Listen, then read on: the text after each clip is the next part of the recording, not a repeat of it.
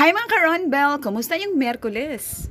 Mag-luncheon meat ta karon kay nagpangamay ang luncheon meat kay kasagaran mabira kay beefloaf, corned beef, sardinas raman di ba? Kay na pa may nabilin nga sesame seeds aton ipaligid ang luncheon meat didto. Before na ko gipaligid sa sesame seeds, ako siyang gibabad sa itlog nga tinimplahan og asin, magic sarap og pepper. Gitawag ni sa uban og lunch meats, cold cuts, luncheon meats, cooked meats, sliced meats, cold meats, sandwich meats, and deli meats. Kani siya kay widely consumed in Australia, usually eaten in sandwiches.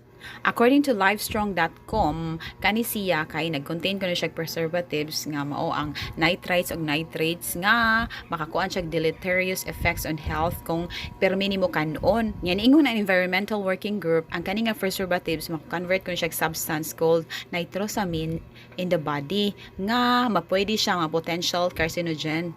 Nya ato mo siyang gibutangan og sesame seed atong ilaylahon na kani siyang sesame seed oldest oilseed crops known, domesticated well over 3,000 years ago. Sesame is a plant in the genus Sesamum called Benny.